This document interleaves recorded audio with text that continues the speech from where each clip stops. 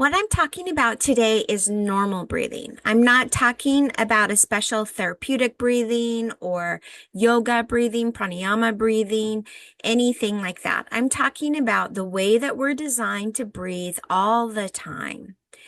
Part of what I base this on is the work of Dr. Volta and Dr. Pickler out of World War II in what is now the Czech Republic and Hungary. They were pediatricians and they ran orphanages. And during World War II, they did, of course, a lot of care of babies who were orphans, and there weren't many adults around. And so these babies had a lot of what is called free play. And so the babies did not spend all their time in arms or swaddled or in cribs and things like that. They were actually like um, in on surfaces where they could move about. And so Dr. Volta, who was a pediatric neurologist, came to understand that how breathing, what is normal physiologic breath, and how it develops in the infant. Since that time, Dr. Kohler, also in the Czech Republic, has come up with a program based on those observations that's called dynamic neuromuscular stabilization. And in that program, there are ways of assessing and also instituting normal breathing patterns. All of this is based on activation of the reflexes of locomotion. These reflexes of locomotion are things that we are not very familiar with in the United States. They are certain spots on the body that activate the baby coming into correct motor and neurologic function as they're developing if they are in a free play environment. The dynamic neuromuscular stabilization also uses these reflexes in adults to turn them on, so that we can come into a balanced, strong body with correct breath. And so this is all based on the idea of baby-led development, where we don't put babies into positions that they cannot get into on their own. That babies will only put themselves into positions that are correct for them neurologically for their stage of development. So when babies are born, the way that they breathe is kind of their core is not developed, and so they have almost like a whole body movement and a whole body breath. Then by the time they're about 3 months old, they begin to have more stability in their core. And until 4 months, they're only using the diaphragm as a respiratory muscles. But shortly thereafter, a couple weeks later, they have strengthened the diaphragm to become a stabilizing muscle, or part of the stabilizing system of the spine, the pelvis, and the chest, so that it's actually involved in stabilizing movements. And at 6 months old, abdominal and chest breathing are coordinated. And so during those first 6 months, there's a big change that happens in the baby. And so what you'll hear a lot nowadays about breathing is that they want you to do the belly breathing, the baby belly breathing, the Buddha belly breathing, things like that. And that's all, related to babies before 6 months old. That's all really not the way that an adult is supposed to breathe. It's a terminology that is meant to get people out of a shallow breath, a kind of shoulder breathing, but it doesn't really let people understand the importance of the rib cage in normal breaths. What we're talking about here is the coordination of the chest and abdominal regions moving during breathing. And that's going to be our emphasis here, is it's talking about that. So you can see when a baby is newborn, they they can't move one arm at a time. They have whole body movements, whether they're on their back or on their tummy. And it's all reflexive movement.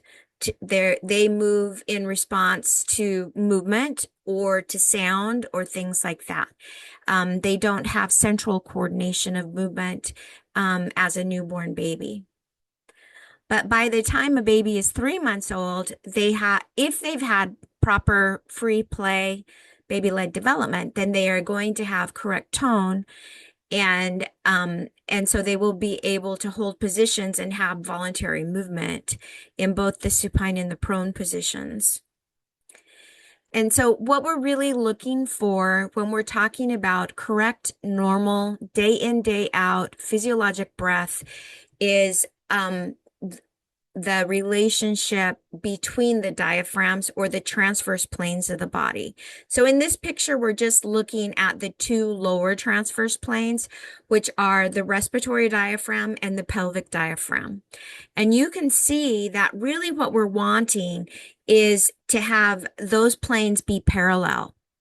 When those planes are parallel, and the core is engaged, the transversus abdominis is engaged, then what happens is that you have a container. And so we call that the abdominal wall. The abdominal wall is like the chest, right? The chest wall. These are two walls.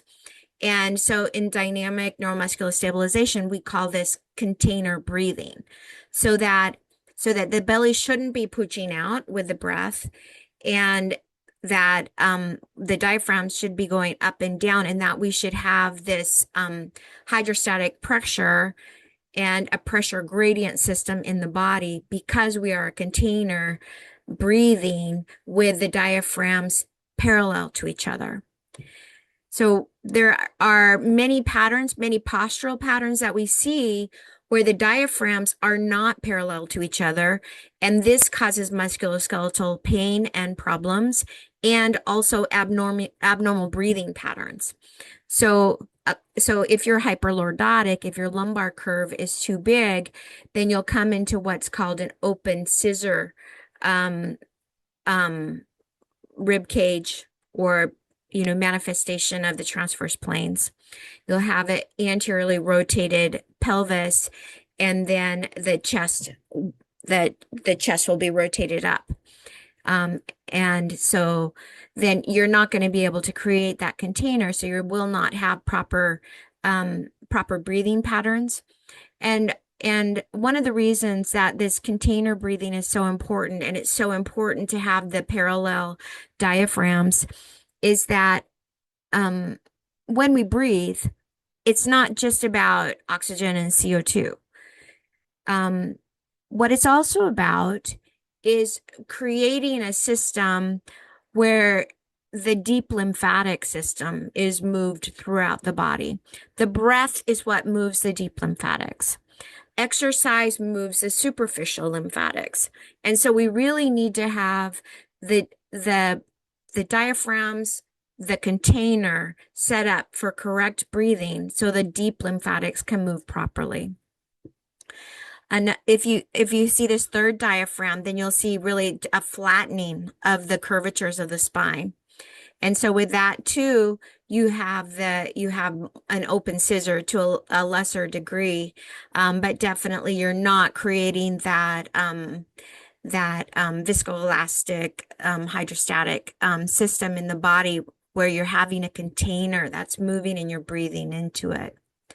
This, you'll see, will give you more of the maybe thoracic pain rather than lumbar pain. And then in the fourth one, this is, typically what we would see for the tech neck. So you'll see the anterior head carriage, hyperkyphosis, hyperlordosis, and then the springing up of the rib cage and the anterior pelvic tilt. And so you're not creating a container at all, you're not getting proper function in the diaphragms, you're getting pain, and you're not getting correct lymphatic movement or correct breathing patterns. So, in the normal in-breath, there are a series of steps. The first thing that happens is that the respiratory diaphragm and the intercostal muscles, the muscles that go between the ribs, contract and decrease pressure inside of the lungs. Because we work on a pressure gradient system, that decrease of pressure inside of the lungs causes air to flow into the lungs. The lungs then fill bottom to top. As this is happening, the rib cage expands 2 inches. And so very commonly, I will see that there is limited or no expansion of the rib cage with the in-breath. That is extremely typical finding in my practice. And people are very good at the belly breathing, at pushing out their stomach when they breathe. But I always say the lungs are actually in the rib cage and they're not in your stomach. And so it's very important to have that distensibility of the rib cage in order to have the normal physiologic breath. So as the rib cage is expanding, the respiratory diaphragm begins to descend. This then increases the intra-abdominal pressure, and the abdominal organs are going to begin to distend, and the abdomen will expand the 2 inches. So you'll really see 2 inches expansion of the rib cage, 2 inches expansion of the abdomen. So it's a container. Everything, and the in-breath is 3 seconds. And so it's not like this is taking 5 minutes to occur.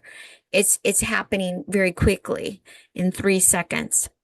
And then as the abdominal organs descend, the pelvic organs will descend and the pelvic diaphragm will descend.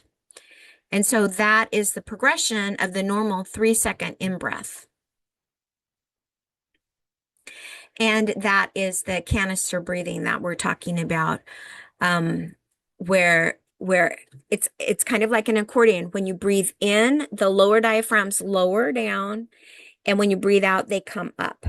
Now, the upper diaphragms, which are the shoulder girdle region, the base of the neck, the base of the skull, upper neck, the root of the tongue, the hard and soft palate, those things, that's another diaphragm. You have this sphenoid and the tentorium here. So 3 diaphragms, 3 major diaphragms above the chest. Those upper ones will move up with the in-breath, lower ones move down. Then with the out-breath, it's the opposite.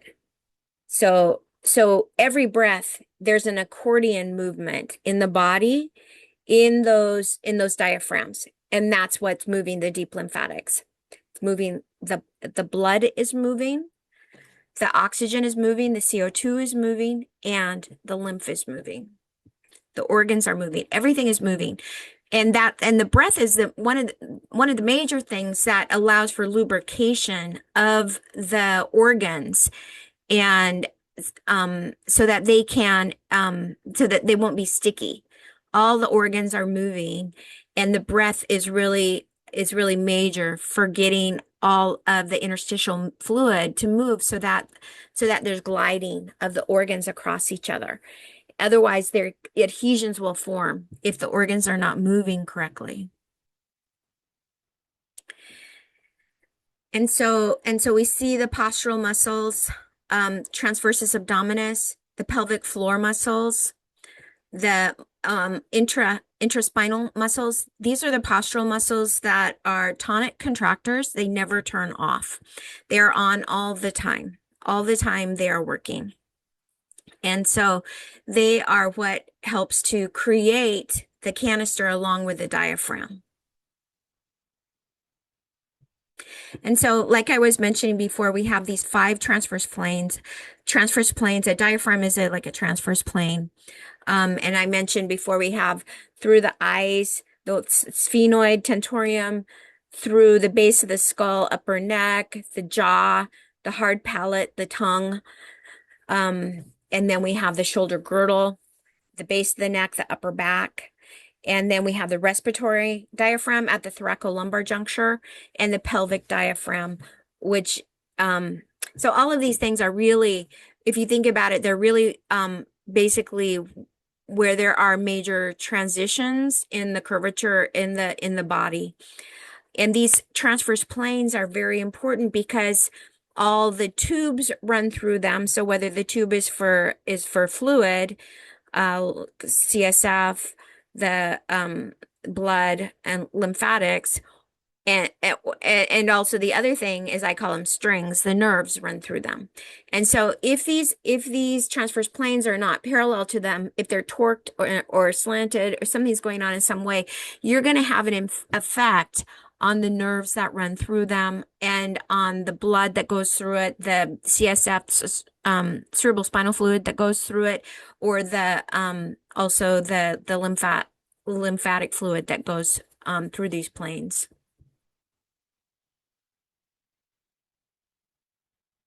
So, in order to be able to breathe properly, we need to have a rib cage that's distensible. And so, a lot of people that I see have like a box. Their rib cage is like a box, and the intercostal muscles are so tight, and the ribs are really like just hanging out on top of each other, especially under the axilla. So, the upper part, you'll feel that they're just almost like nailed together. And so, those intercostal muscles have not been working for a long time, and so you're not going to have a good breath with that. So you have to get in there and you have to work those muscles and open them up as you practice breathing, so that you can begin to get movement in that cage, and that it's not a box. It actually has mobility to it. So with each breath, we should see the ribs separate and the rib cage open and then come back to the neutral. Separate and open, come back to their neutral. So we need the rib cage, the bony structure itself to be able to move. We need the muscles in the rib cage to be able to move. We need the diaphragm, the respiratory diaphragm to be able to move. So that the lungs can press down, so that the abdominal organs can go down, so that we work with this pressure gradient system that we have. We need the rectus abdominis to work. That's the six-pack muscle that goes between the lower rib cage and the pubic bone in the front of the pelvis. And that needs to be turned on because with a normal breath, we should not see any elevation of the rib cage at all. And if we see elevation of the rib cage, then what that's saying is that rectus abdominis is not strong enough. It's not holding down the rib cage. We should just have movement around the rib cage, around the abdomen, not up. No upward movement. Now, this is confusing sometimes because I've had yoga instructors and Tai Chi instructors tell me you should get the clavicles moving up. You should have the rib cage moving up. And so I always say, maybe that is a special therapeutic type of breath, but it is not the normal physiologic breath. The normal physiologic breath is about expanding the canister more than lifting the canister. And then the transversus abdominis is the big muscle. That's the corset that goes around your belly, and that creates the abdominal canister for breathing. Those are the things, all of those things are required in order to be able to have a normal physiologic breath. So this is a picture here of the diaphragm and of the intercostal muscles. So people are always surprised the diaphragm is very high in the body, that it goes above the bony structure of the front rib cage. You can see it goes all the way up here. And so that's that. Under the diaphragm, of course, are the liver and the stomach, and people are surprised because they think the liver and stomach are like down here, but that's not where it is. A lot of it is above the rib cage, the lower part of the rib cage. And you can see how fancy the attachments are for the diaphragm. It attaches down here. This is called the crura. They're attached down here on the lumbar spine, so that That's part of the postural piece of the diaphragm. And then the intercostals here are the muscles that go between the ribs and that expand with each breath.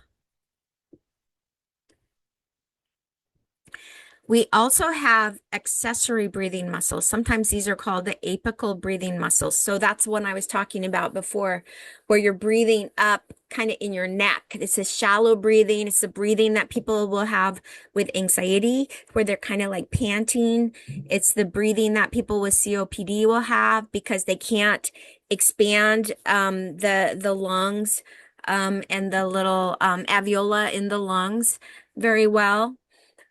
And these are the muscles. When you use these muscles to breathe, then they will get very overly developed and tight, and they will hurt a lot. And so a lot of, people will have, oh, I have all my trapezius is always tight. Well, if you have a tight trapezius, then you really need to be checking your breath, because it will not be able to ever relax, no matter how many massages you get, if you're not breathing correctly, because it's a secondary respiratory muscle or accessory respiratory muscle. Um, and so people who have like more like internal rotation of the shoulders, narrowing through the chest, that can also be because of that apical breathing. And then all of the tightness in the front of the neck. And so those are very tight muscles with the tech neck. But also they're involved with incorrect breathing patterns. And those scaling muscles, along with the pec, can be related to that thoracic outlet syndrome, where the brachial plexus that comes out of the neck and upper back gets squished down behind these muscles that are too developed, and then you'll get numbness or tingling in your arms and stuff like that. And so you have to look more broadly than just trying to relax these muscles. You have to make sure that the correct breathing muscles are being used so that these muscles can relax. You don't need them to fire as much. And the other one is the SCM that goes like this. And a lot of times you'll see people with just ropes here when they're breathing incorrectly. And so it's important to not just try to relax those muscles, but to turn on correct breathing. What I also see a lot in my practice is what I call paradoxical breathing patterns with a strong out breath. And so remember, let's see, I guess that's going to be better. So remember that when you breathe in, air has volume, right? So the container, the canister is getting bigger, right? The lower diaphragms are going down, the upper diaphragms come up. The container is bigger to make room for that extra air. And so what happens with a normal out breath, whether it's strong or just standard, is the container gets smaller because the air goes out, so there's less volume that's displacing the organs and so forth. So what is paradoxical is that if you have a decrease in volume with a strong out breath, like a cough, a sneeze, a laugh, clearing your throat, loud talking, anything like that, the paradoxical response is a breach in the container, where you have a pooching of the belly and a pushing down into the pelvic diaphragm. That's paradoxical. That's exactly opposite of what's going to happen. But I would say probably 90% of my patients do that. They are not engaging their core and their diaphragms correctly. And so this type of paradoxical breathing pattern sets them up for prolapse, incontinence, and, all kinds of, herniation and stuff like that. And so this is really something that is hard for people to come out of, because it requires paying attention to your body, correcting the engagement patterns as you strengthen the muscles correctly. It's imperative. It's really imperative. So respiration is primarily controlled in the brainstem. It's controlled primarily in the medulla and the pons. And so um, that's why a lot of times people can continue breathing even in very challenging states, because the brainstem is still working, even though parts of the upper, the cortical regions may not be working properly.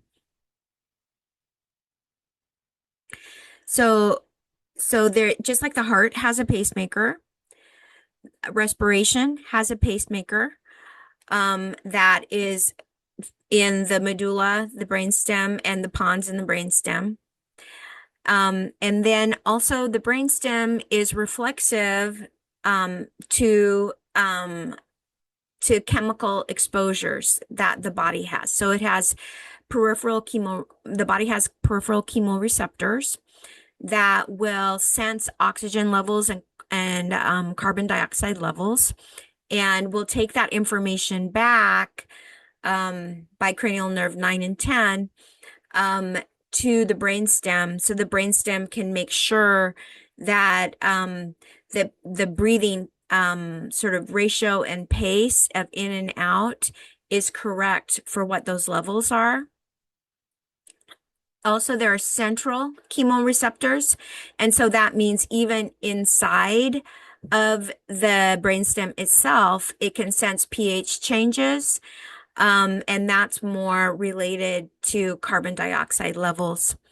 Um, there's also mechanoreceptors inside of the lungs that will tell the brainstem to initiate a cough or sneeze, for instance, if there are irritants in there, and that's carried back by cranial nerve 10, the vagus nerve. So we breathe in oxygen and we breathe out carbon dioxide. Carbon dioxide is not simply a waste product of the body. It also has a job of causing oxygen to dislodge from the red blood cells so the oxygen can actually get into the cell. And so what I will see commonly in my practice, I will check both oxygen saturation and perfusion. And what I'll see commonly is a normal oxygen saturation and a low perfusion. And so what that's telling me is that the oxygen is in the blood, but not getting in the cell. And so that is saying that they're probably having too short of an out breath. So the physiologic in breath is 3 seconds. The physiologic out breath is 7 seconds. And so we need that long out breath so that carbon dioxide has time to dislodge the oxygen off of the RBC, the red blood cell, so that the oxygen can actually perfuse into the cell and do its job of oxygenating the end organ, the cells. So long out breaths are very, very important. So sometimes people will talk about breathing being autonomic, and it does have a component related to the autonomic nervous system, right? We talked about cranial nerve 10, which is the vagus nerve, the parasympathetic nerve. But it's not primarily what initiates or controls breathing. It's feedback. It gives feedback. The vagus nerve is 80% feedback. And so then that's throughout the body. And so what is more correct to say is that breathing is automatic. It's not autonomic. But the ratio of the in-breath to the out-breath does create autonomic tone. So what seems to be the case is that the in-breath stimulates the sympathetic component of the nervous system, the autonomic nervous system, sympathetic, fight or flight, faint or freeze or fawn. And the out breath stimulates the parasympathetics, which is the rest, renew, digest, pee, poo, have sex, have a baby. And so if we have a short in breath, 3 seconds, a longer out breath, 7 seconds. So breathing a full breath cycle 6 times a minute. And so if we do it like this, then what we're doing is putting the nervous system into the ideal tone for sympathetic to parasympathetic, which should be 30% sympathetic tone, 70% parasympathetic tone in a kind of day in, day out, kind of normal environment. So we've talked about canister breathing, the importance of having the postural muscles turned on and functioning properly, and having distensibility in the rib cage so that we can have an expansion of 2 inches in the chest wall and the abdominal wall with every in-breath as the respiratory diaphragm, pelvic diaphragm push down and the upper diaphragms push up. So the canister opens, there's no pooching, there's no breach in the canister. It's all maintaining so that these diaphragms can do their accordion movements. So in dynamic neuromuscular stabilization, we can check for correct engagement of muscles with the breath, seated on your back or on face down.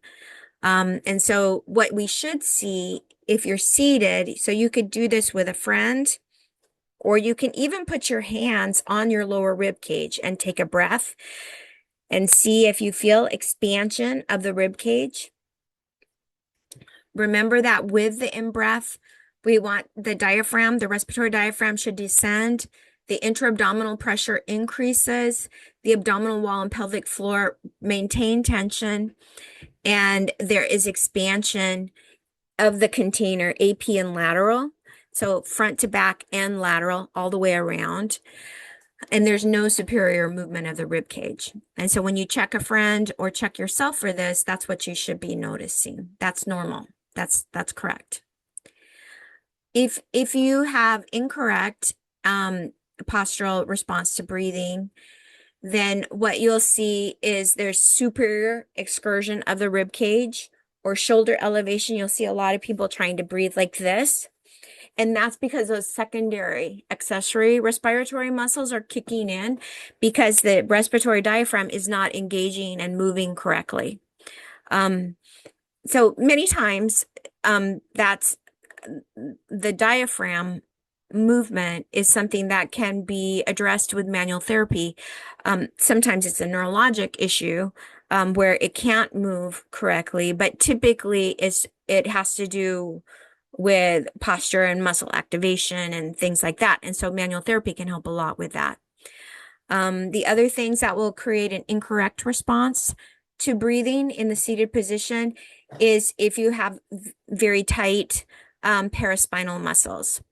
And so you will see those very tight paraspinal muscles if the intrinsic muscles of the spine, which are the postural muscles of the spine, if they are not firing correctly, then you'll have this compensation with those really dense, thick, painful paraspinal muscles, the muscles on the outside of the spine, they get overworked. And then you can't do your correct breathing pattern because the postural muscles are not engaged correctly. Very commonly, I will also see that there's inadequate lateral rib cage expansion and posterior rib cage expansion. And this will typically happen because people do not have an abdominal wall that is engaged correctly. And so we do little experiments to help bring strength to that abdominal wall. And then all of a sudden you get a lot of distensibility in that rib cage once that abdominal wall is turned on and functioning correctly. And you can get that increase in the intra-abdominal pressure that will allow for the suctioning down of the respiratory diaphragm. And then some people just can't sit up straight. because they're weak. And so if you do not have proper curvatures in your spine, then you won't be able to breathe correctly. So all of these things, um, you'll see where the problems are when you do this seated assessment on your friend, or even you can't do it all on yourself, but you'll get an idea. So now if you can also check face up. And so to check for a correct engagement for the breath, face up, you would, lay on your back and then lift your neck and the upper shoulder part, not a big lift, just a little one. And then you can put your hands, or someone can put their hands on the lower ribs on the front of your kind of upper part of your tummy, lower part of your chest. And so what should happen is that canister should stabilize. That canister should corset and stabilize. And the chest should be fixed. And so if you see, there's a shift in the body, if you see a bowing of the belly. So a lot of times what I see commonly is that people will brace, and they will brace by pooching the stomach toward the ceiling when they're on their back and lift their head. So this is exactly not what a corset does. A corset cinches you in. And that is the nature of the transversus abdominis. It's a corset. So to stabilize, it should cinch, and it shouldn't like bow and arch. Bowing and arching will create a lot of back problems, and also it doesn't stabilize. It's using those paraspinal muscles, those smaller muscles, to do a job they're not designed to do. And so it creates a lot of difficulty. And sometimes you'll also see, like this fella here, he has not only pooching, he has like a little diastasis here, so opening of the rectus abdominis, unzipping, and then his tummy is pooching out. So he's really not able to grab that transversus abdominis. So this is like, it's like deconditioned to the next degree. So the people who can bow and arch have some conditioning, but they're not able to engage correctly. But this man can't engage because he's turned off his postural muscles somehow. And then we can also check face down. So if you're lying face down, you can check for proper engagement for the breath by having your arms kind of at your side and lifting your arms and your head a little bit, so that you're slightly going into extension. And so what you should see is the shoulder blades should move together toward the spine to stabilize. So we're talking about corseting, right? The body wants to corset, wants to pull everything in. And that where the hamstrings hook onto the pelvis and where the triceps hook onto the shoulder, that should activate. The pelvis should stay mid position. So what you'll see a lot of times is that people will go into anaflexion of the pelvis. They'll just rock that pelvis down a lot instead of activating the core. They'll rest on a pelvis in anaflexion. And then the lateral abdominals will pooch out. And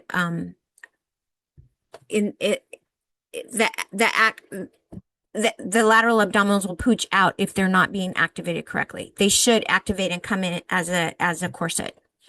So again, if this is incorrectly done, you'll get those paraspinals overfiring. You can see that here, because they're acting as postural muscles, which they are not.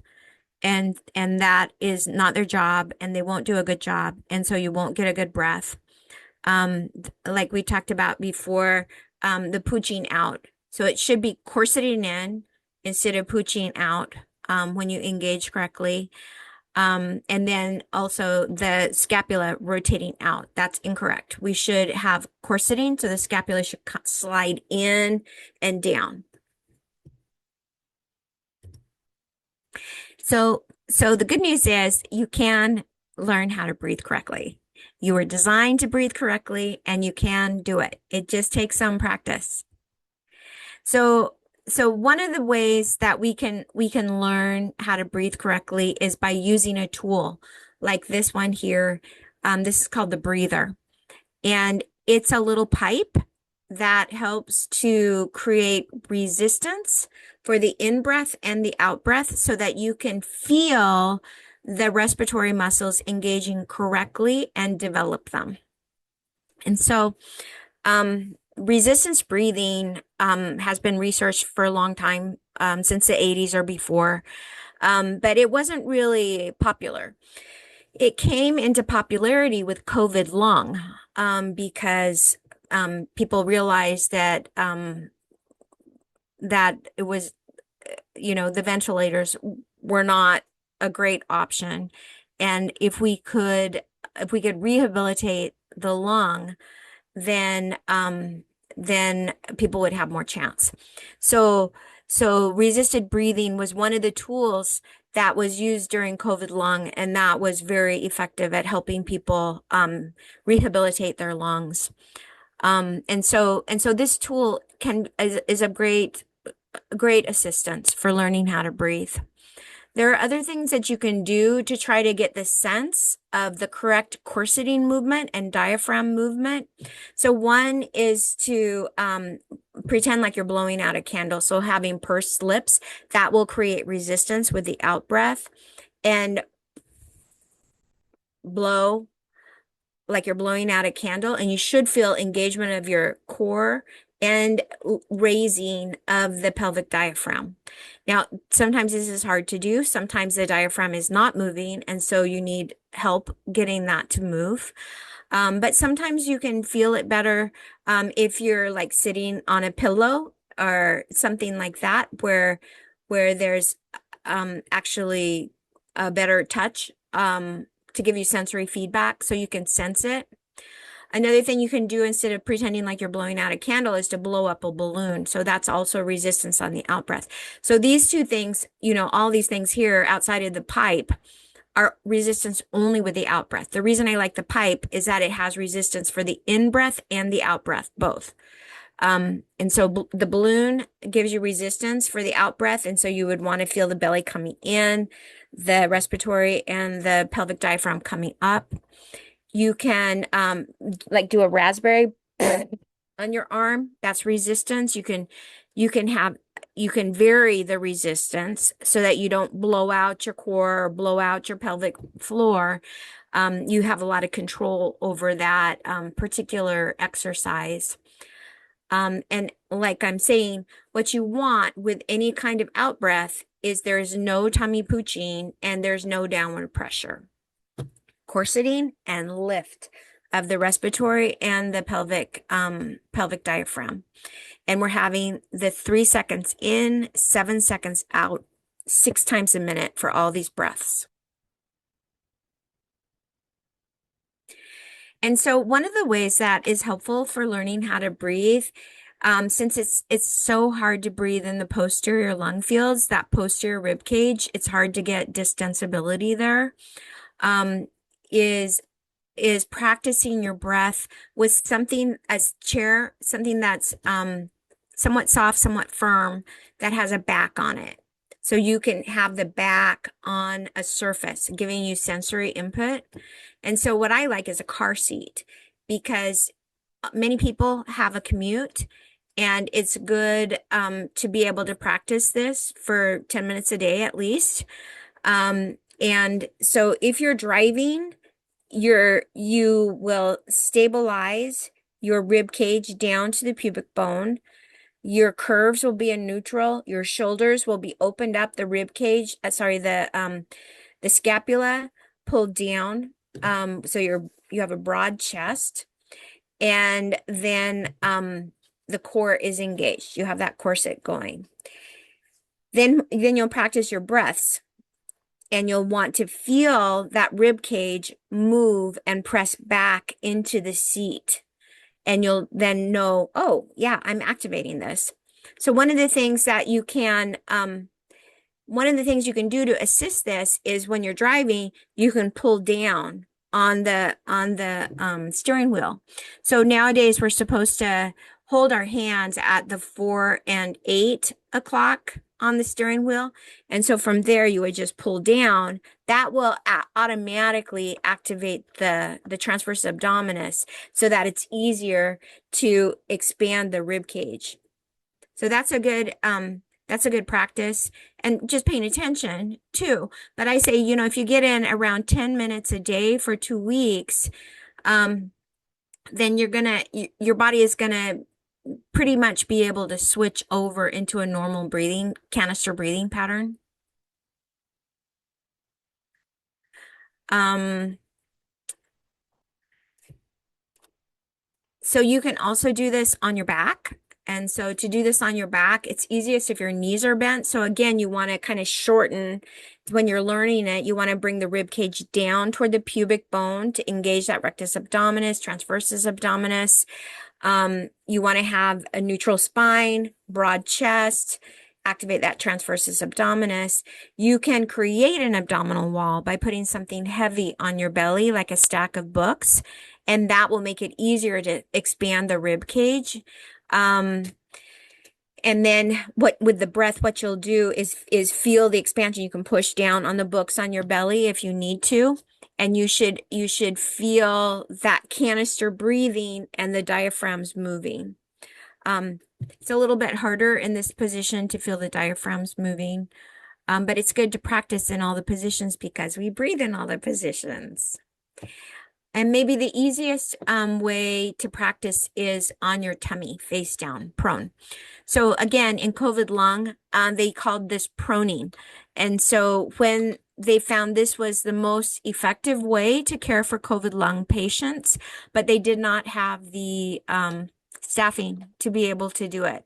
And so that putting people on their tummy opens up those posterior lung fields where most of the air goes, and it creates better breathing.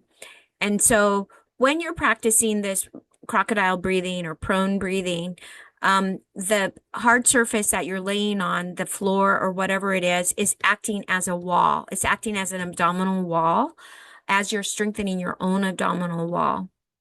And so, so you want the pubic symphysis, the front part of the pelvis, to be touching the floor, and you want to have no clenching of your bottom. And when you breathe in and out, you want to feel that rib cage expand. You want to feel your core expand with the in breath, and then get corseted in with the out breath. There should not be any rocking of the pelvis. It should be nailed in place. And it's just the rib cage and the transverse abdominis that move, and then the diaphragms move up and down. If you have rocking of the pelvis, that means the core is not engaged enough, and so you cannot get that vertical movement of the diaphragms. So these are a few ways that you can trick the core into engaging, so that it will be easier to breathe as you're building your core. We talked about in the car pulling down on the steering wheel. You can also, if you're seated, press your hands onto your thigh. You can lift your arms above your head and pull a wrist up. You can pull your hands apart, interlock your hands and pull them apart. And if you're on your back without bowing, you can put your hands under your head. Those are all kind of intermediary cheats to get the core to engage as you're strengthening. And then don't worry too much about the pace of it while you're doing your exercise in the car or something like that. But once you start feeling that movement in the rib cage and the diaphragms, then really come back and focus on the pacing of the breath. 3 seconds in, 7 seconds out, 6 times a minute. Now, we talked about the resisted breather, the pipe, and how it's great because it creates a resistance for both the in-breath and the out-breath. But the downside is that it's mouth breathing, right? And so we are obligate nose breathers. We are designed to breathe through our nose. And if you think about a little baby nursing, they have the nipple in the mouth, the areola in the mouth, and so they must breathe through the nose. So that's the way that we're designed. We need to be nose breathers in order to keep the sinuses open. The sinuses produce most of the nitric oxide in the body, and so if we're mouth breathers, we're not going to get correct nitric oxide production. We're not going to get correct vasodilation, and there's a lot of problems that come from that. So we're obligate nose breathers. And so the resisted breather is just a tool to help us develop the strength in the respiratory muscles and also to come into the timing of the breath. That's a really good thing to work with the timing of the breath. So pranayama breathing, a kind of yogic breathing, is not a normal breath breathing, but it is a therapeutic breathing. It can be training breathing. And so a lot of times I will use the Kaplavada breathing for taking breath to the next step and getting core strength and pelvic floor strength and engagement correct with the breath. And that's when you bring the belly in halfway, hold it there, and then you have a forceful out breath, which you consciously corset and lift the pelvic floor and do these repeatedly. It's a great core workout, and it really gets synchronization with the respiratory mechanism in the body. So don't get discouraged if you're noticing that your physiologic breath is not quite what you'd like it to be. Your body was designed for this canister breathing. You definitely can do it. Your body was designed to breathe in 3 seconds, out 7 seconds, 6 times a minute. It's okay to do all your box breathing and stuff like that for whenever you're anxious and stuff like that. I'm just talking about normal breathing. I'm talking about what you should be doing all the time. That's what I'm talking about. Your body was designed for normal breathing. You can do normal breathing and you'll feel much better when you do.